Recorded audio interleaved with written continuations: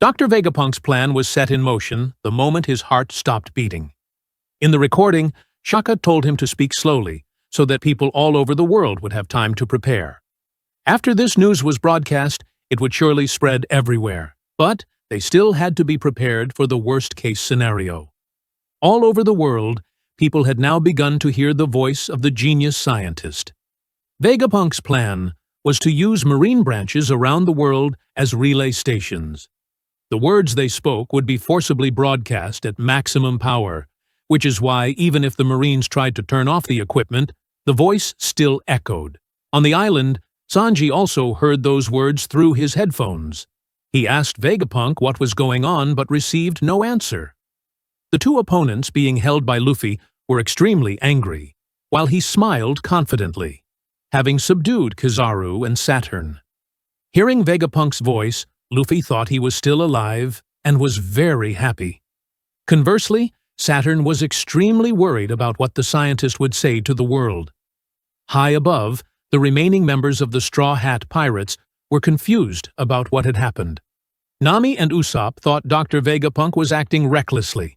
If so, it would ruin their rescue plan. No one had realized that their friend had died, so the recording was automatically played. Back with the giant pirates, Brogy and Dorry were trying to run as fast as they could to Luffy. They knew something was about to happen and felt very excited. Below, the Marines were still ambushing, trying to stop them. However, with Brogy and Dorry's massive size, the Marines were like mere insects. Everyone trembled before these two. Looking at the fools below, the two giant warriors praised their courage. Unfortunately, that wouldn't change anything. A barrage of cannon fire was then shot by the Marines. The explosion was huge, but Dorry and Brogy were completely unharmed. At this point, the soldiers below realized that this was not an opponent they could defeat. Just like that, the axe and sword of the two giant warriors struck down. After just one blow, all the Marines below were defeated. The two captains then continued to search for Luffy. Currently, Dr. Vegapunk's broadcast has not encountered any problems. He decided to take 10 minutes to let people all over the world prepare, so they could clearly hear what he was about to say. Luffy looked excited after hearing this. He thought that now he just needed to deal with the two opponents in front of him, and the whole crew could leave safely. The scene shifts to Mary Jiwaz. At this moment, the broadcast that Vegapunk had prepared was making the 5 elders of the government worried. They communicated with Saturn, asking what was happening. He replied that Kizaru had just killed Vegapunk. Guessing that the message left by the genius scientist would turn the world upside down, these 4 wanted to find the broadcast source and destroy it before things got out of control. They guessed the broadcasting device was protected inside the shield at Egghead. There were 9 minutes left before the truth about the world began to be revealed. However, all over the world, people had already started gathering to listen. Dr. Vegapunk's fame made everyone curious about what he wanted to convey. In the kingdom that Luffy had once rescued from Doflamingo's evil rule, Princess Rebecca was as beautiful as ever. She and her father were watching the broadcast when Leo and Cub arrived. Before that, they heard that Luffy had taken this scientist hostage, but Rebecca didn't believe that information. She knew that Lucci, who had saved her and this kingdom, was not a coward who would take someone hostage.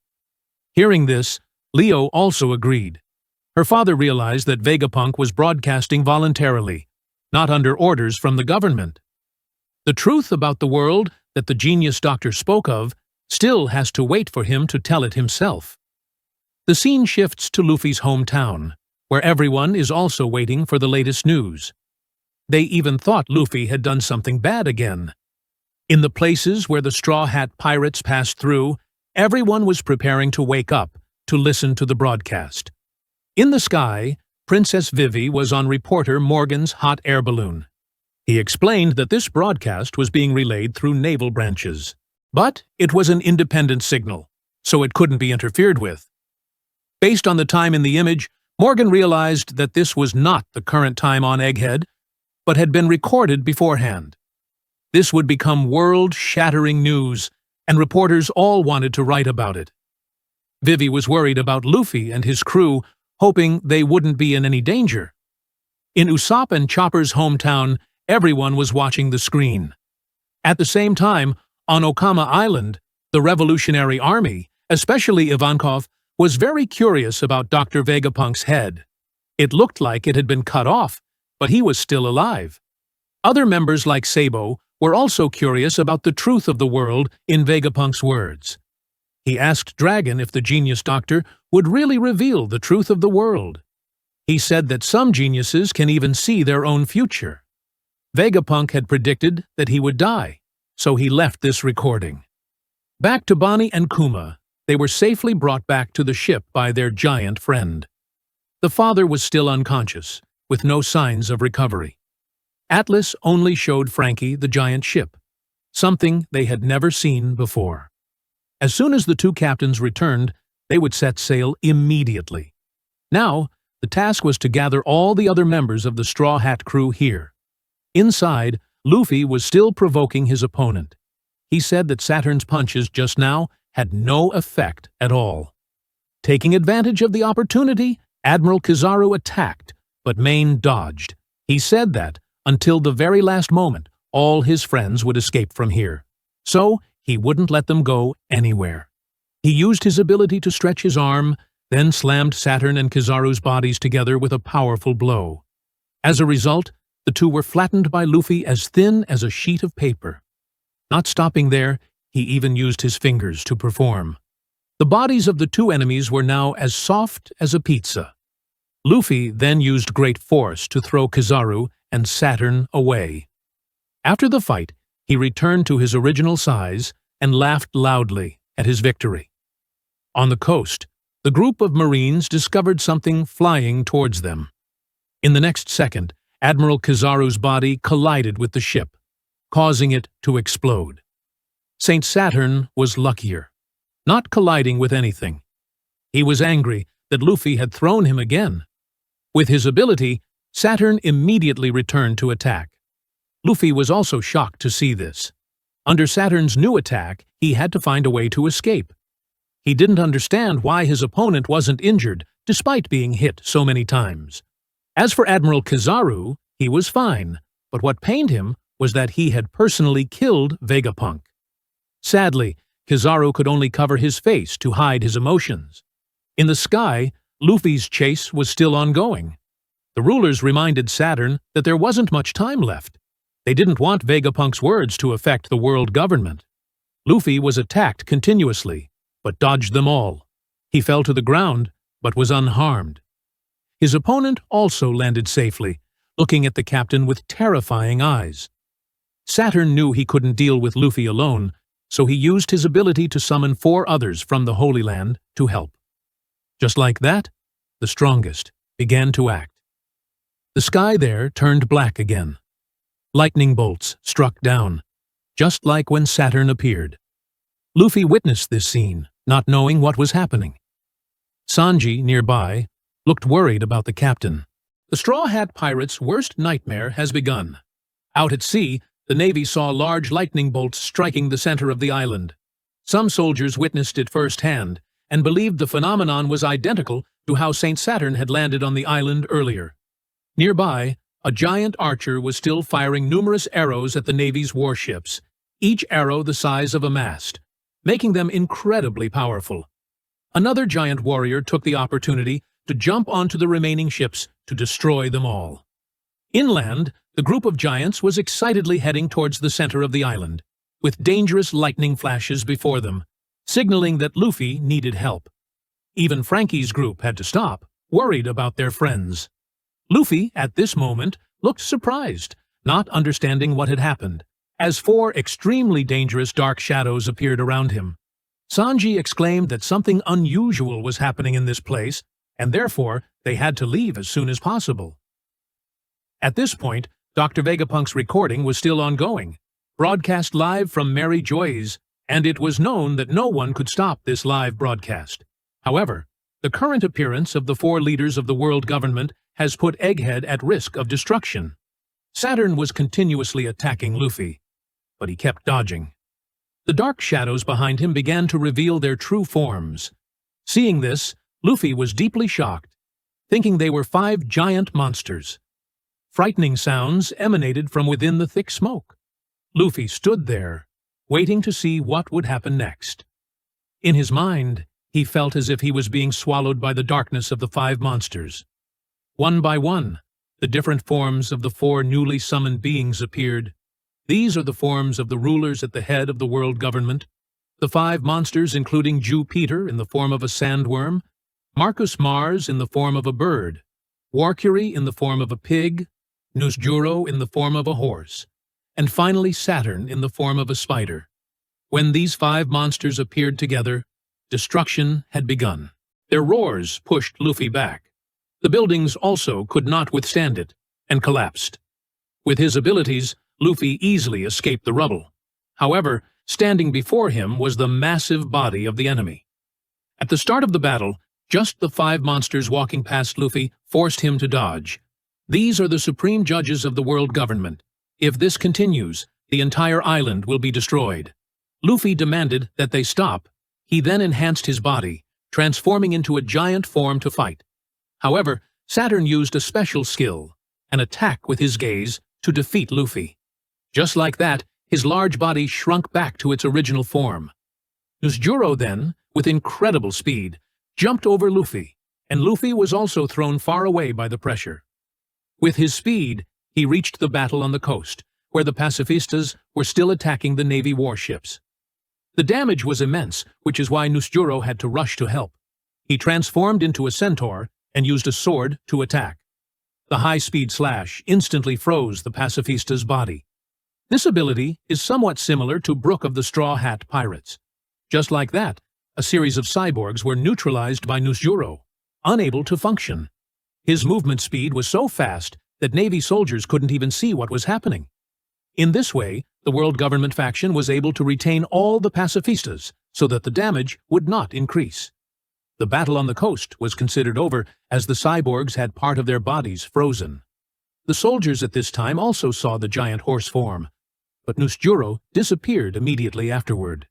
Inside, Luffy was blown away once again by Marcus Mars. At the same time, Sanji had contacted Nami and Robin. He didn't know how to explain what was happening below, warning of a great danger approaching them. He asked them to escape immediately, and the giant bird also separated to do the same work as Nusjuro. The Marines were happy to regain the upper hand, as they could now avoid unnecessary battles with the cyborgs.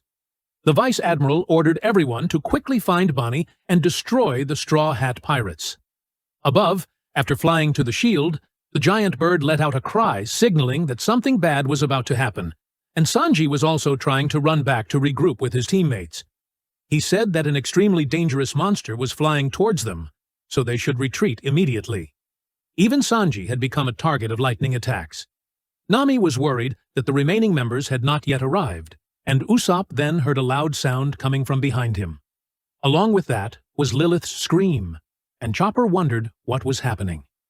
Just then, their sunny ship rushed out, shocking the 3 friends, while Brook was still happily enjoying the thrill of the ship speeding away. Lilith begged someone to stop this. Back to Luffy's battle in his Sun God Nika form, Saturn began to feel annoyed as his opponent easily dodged his attacks. Seeing this, Jupiter stepped in to help, trying to swallow Luffy, but he still escaped. Luffy realized that his opponent was an earthworm that could hide underground, and because he couldn't predict where Jupiter would appear, he was thrown into the sky. Just like that, Luffy fell into the mouth of the giant monster. The scene then shifted to the beach, where only a few cyborgs were still active. However, they were soon defeated by Nusjuro, and the giant bird turned its body into fire and plunged straight into the protective shield to find Vegapunk's broadcast device and destroy it. Inside, Usopp still didn't realize this and contacted Sanji, saying that Brook and Lilith were temporarily there with them and the sunny ship. Brook confidently said, "See, I told you it would be fine," and Lilith scolded him for saying that when Usopp was the one who stopped the ship. Before that, when the sunny ship rushed over, he used a type of bullet that grew trees to stop the ship, and they were also planning to leave according to the original plan. However, Zoro was still fighting, and Jinbei was going to call his teammate back. Sanji was angry when he heard this, and he asked Jinbei about the situation there, and he said he understood the situation. Even if their battle is not over, I will force Zoro back. Hearing this, Sanji was somewhat relieved. At the same time, the two powerful warriors were still competing. Lucci continuously used speed to attack, but Zoro still blocked it. His opponent ran around, creating a smokescreen to obscure his vision, and then launched a powerful kick that cut down all the surrounding trees. Zoro also responded with 3 continuous slashes, and as the two sides rushed at each other, they suddenly felt someone extremely powerful attacking this place. In contrast to Zoro's uneasy feeling, Lucci was extremely excited, realizing that it was one of the 5 leaders of the world government. In the next slash, Zoro let go of his sword, and both sides seemed tired, as they couldn't decide a winner. Lucci thought that Zoro was distracted because he felt the terrifying haki, which was covering the entire island. Jinbei had arrived at this point and saw the battle between the two, and Lucci continued to attack with long-range moves. Zoro had to dodge, so he was approached by his opponent, and the battle was still very balanced, with neither side at a disadvantage. Jinbei informed Sanji about this, which annoyed him, as he thought Zoro was putting the entire crew in danger, calling Zoro useless without realizing that he had heard it. Zoro, fueled by his anger, wanted to unleash a finishing blow in the next move. Lucci completely failed to notice the change in his opponent and continued to charge in to attack, but even after throwing hundreds of punches, Zoro still dodged them all. He built up momentum and slashed with all 3 swords, and in that moment, Lucci realized he was the loser. Zoro successfully cut through his opponent, causing him to collapse, and Jinbei was incredibly surprised to witness this. At the same time, Luffy had fallen into the monster's belly. He tried to escape, but was bitten by the earthworm's teeth. Fortunately, he was still able to escape. Luffy said he didn't taste good, so don't eat him like that. As soon as he finished speaking, Saturn controlled Luffy and slammed him straight towards Warcury, and just like that, Luffy's head collided with the head of the giant pig. Once again, he was swallowed by Peter. Fortunately, Brogy and Dorry were present at this time. Hearing Luffy's cries for help from inside the earthworm's belly, the 2 giant warriors rushed in to attack. Saturn and Warcury also stood up to compete, but Dorry and Brogy easily fended them off. In terms of strength, they were not inferior. The 2 giant warriors then threw the 2 monsters directly at each other. They continued to rush towards Peter and unleashed their ultimate move, cutting the earthworm into 3 parts. Thanks to this, Luffy was freed, which made him very happy. After seeing the 2 old giant men, Luffy also greeted them, as it had been a long time since they had met.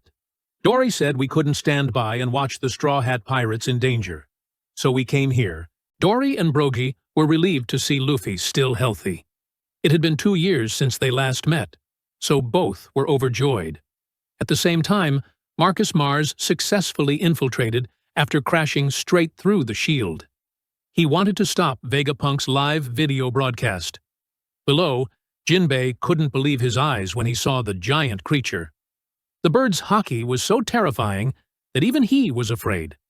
Therefore, he had to quickly bring Zoro back and leave this dangerous island with the other crewmates. Jinbei asked Zoro to follow him, but he refused. Lucci, despite having 3 slashes, had not yet fallen. Just by looking at his eyes, Zoro knew he could still fight. The opponent then turned to look at the 2 of them, just as Sanji contacted to ask if he had taken Zoro away yet. Jinbei immediately held his crewmate tightly, telling him that he had won and didn't need to fight anymore, while the opponent slowly approached. Seeing this, Jinbei used Fishman Karate to attack Lucci, a move used to create a diversion and give the other 2 a chance to escape. After transforming back into his human form, Lucci was surprised that Marcus Mars was here. He asked his subordinate where York was. Zoro, being led away by Jinbei, also wondered what the giant body of the monster was. And as for Lucci, facing the question from his superior, he showed fear. He then stated that York was still being held in the control room on the 4th floor, Building A. The two who just escaped were Roronoa Zoro and Jinbei, the Son of the Sea, and there were 5 other members of the Straw Hat Pirates here as well. They and 2 other Vegapunks were preparing to leave through the back exit of the laba phase, and in the basement of the laboratory, there were still 85 Cypher Paul agents and 4 Seraphim.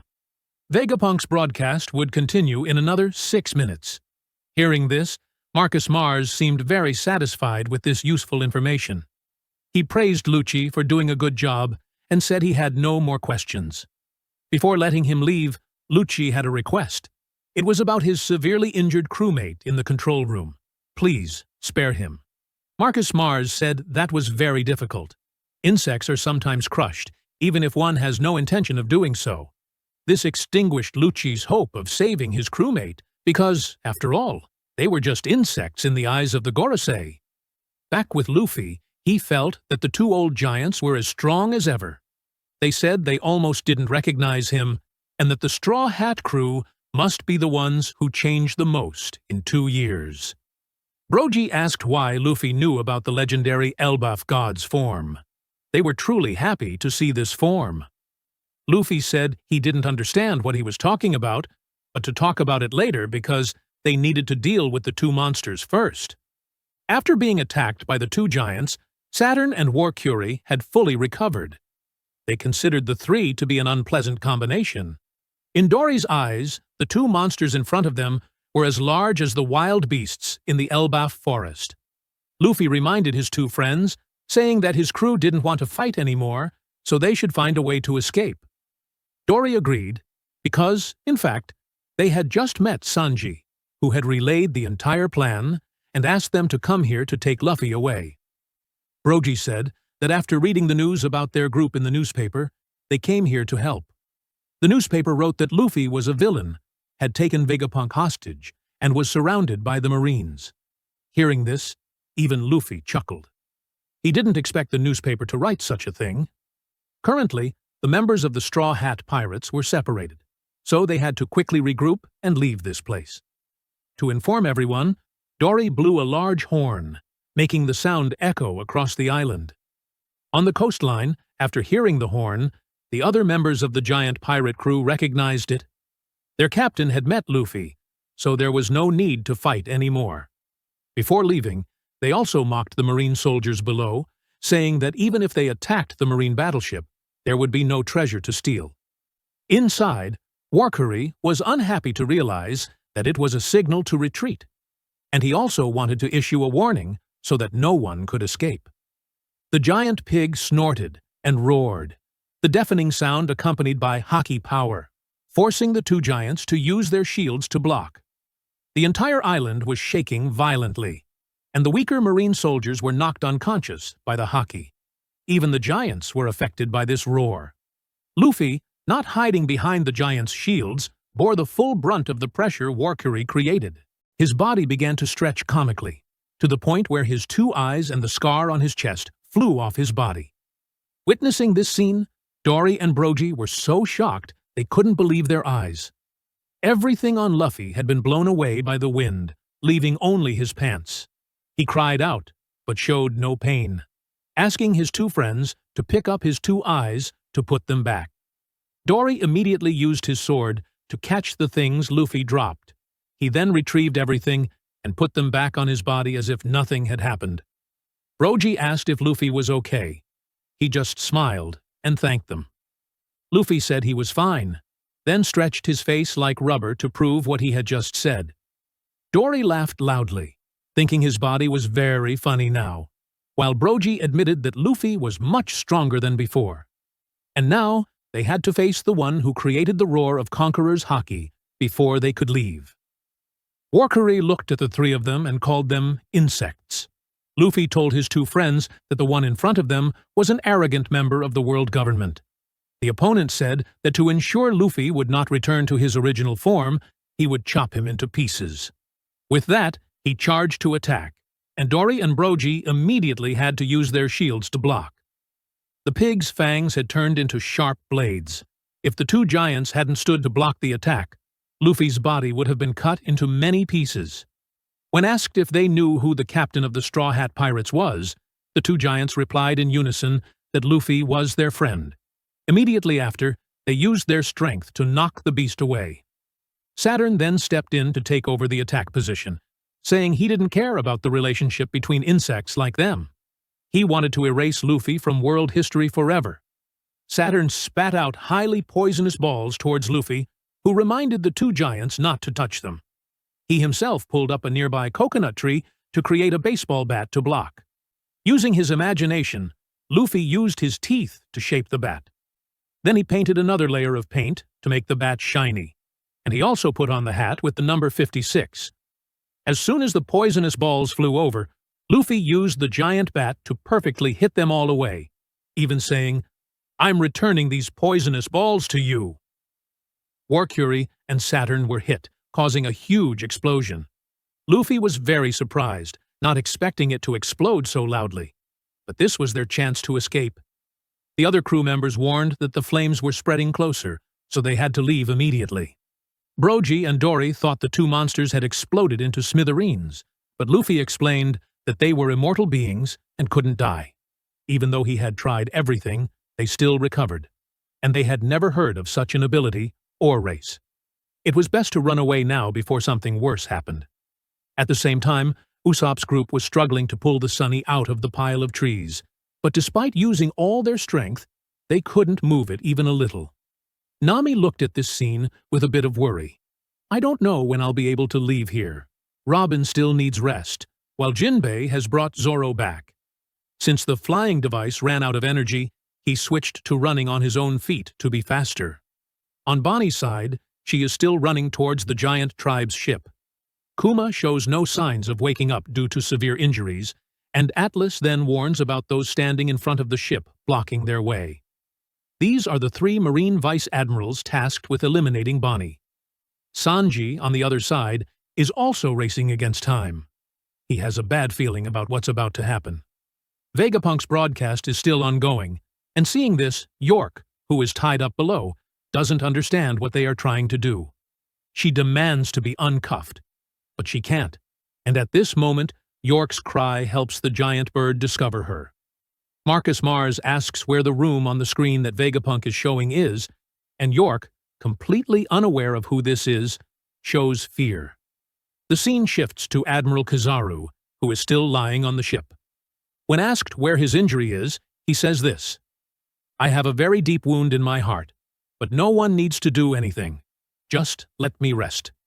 Inside the island at this moment, the giant robot has fully awakened. Although his body is very old, he still stands up and calls out, "Joy Boy." The spear that was stabbed into him is pulled out, and right below, some Marine soldiers are still chasing the members of the giant pirate crew. However, they have to stop because they can't believe their eyes. There is something much larger than the giants. This scene is seen by the entire Marine faction from a distance. The burning flame cannot stop the giant machine's advance. As he moves, he apologizes to Joy Boy. The situation on the island was utterly chaotic. Frankie's group was blocked from escaping by the Vice Admirals, while Sanji was trying to get Vegapunk's body to safety. On the other side, Nusjuro continued to take down the last active cyborgs. His speed was so great that the pacifistas, even after detecting their targets, couldn't react in time to attack. Seizing the opportunity, the Marines mobilized their entire force to bombard Egghead Island once more. This time, their goal was to wipe out the entire area, leaving the Straw Hat Pirates no escape. Nusjuro never expected that Bonnie, a mere 12-year-old girl, would be entrusted by Vegapunk with enough power to destroy an entire nation.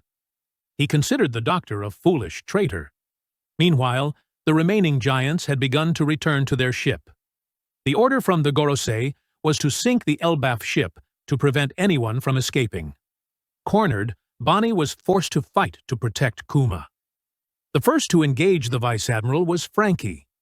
His opponent possessed a steam-powered arm, but Frankie's steel arm was stronger, and he quickly defeated his foe.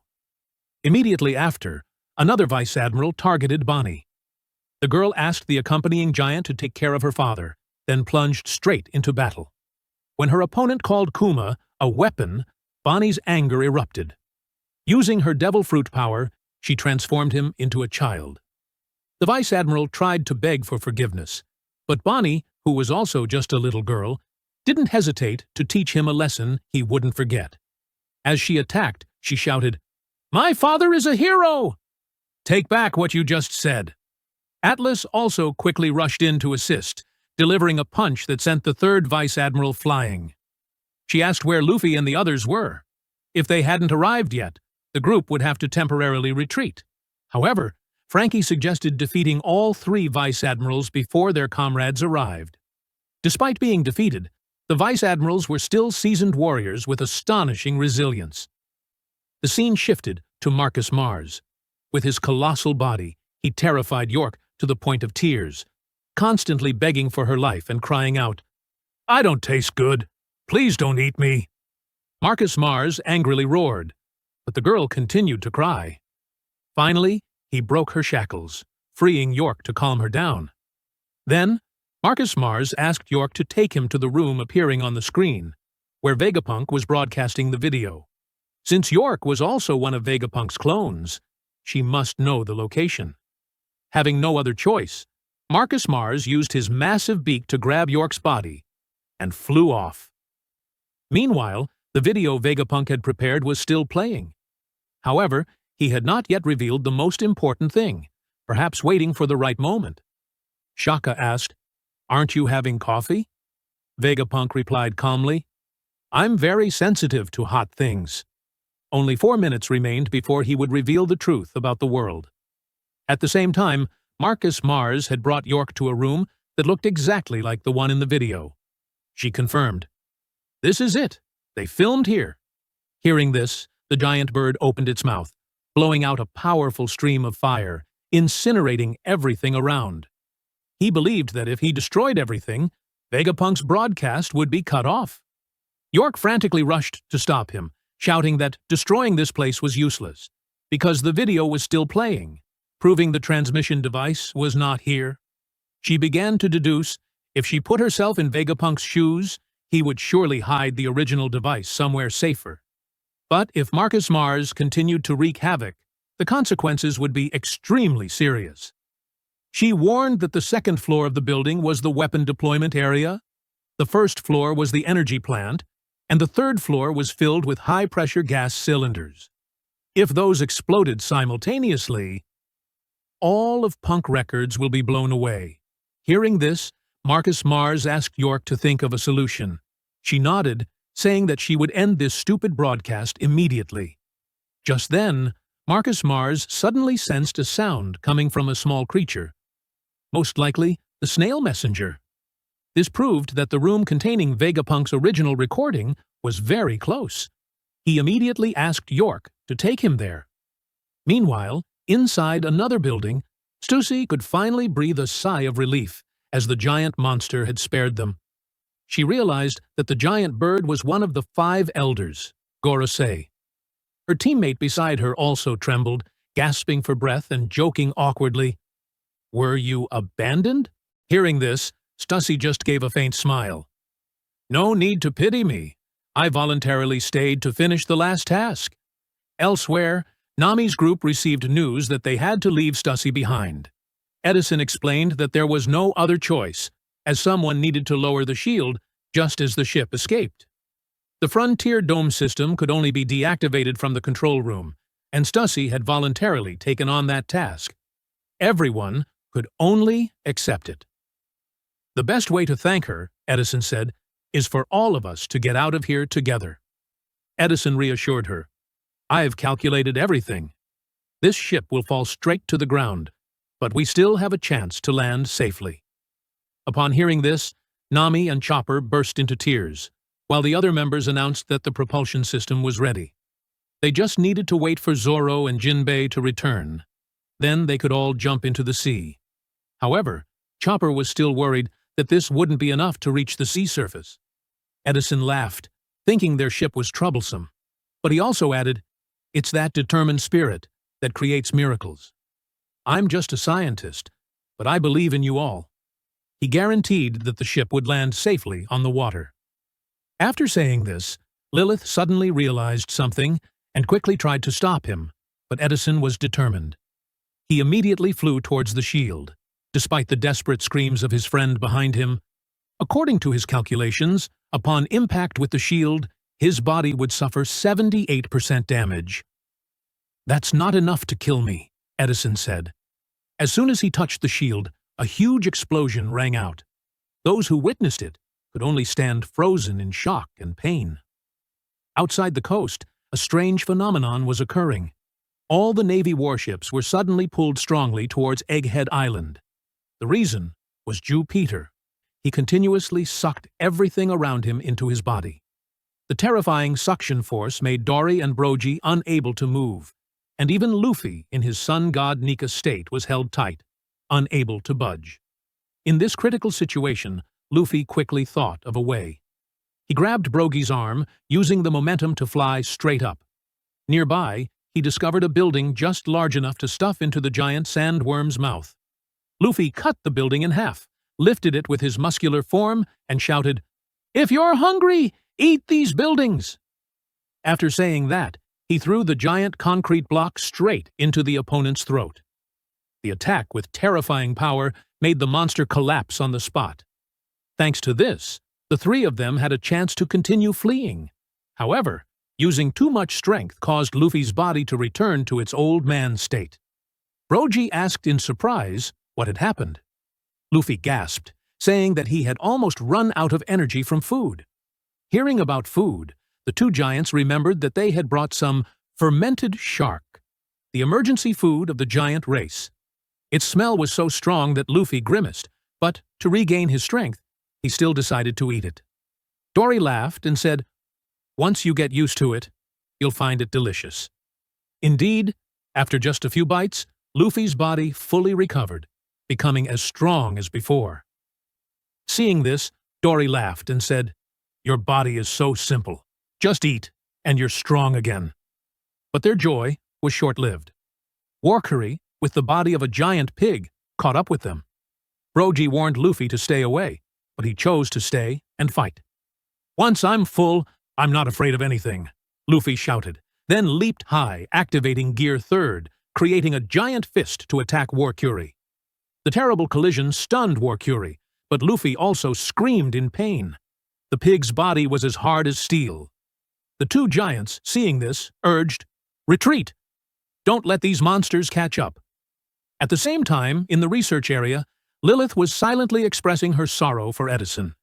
However, they had no time to grieve, because, at that moment, Saturn suddenly appeared, putting everyone in danger.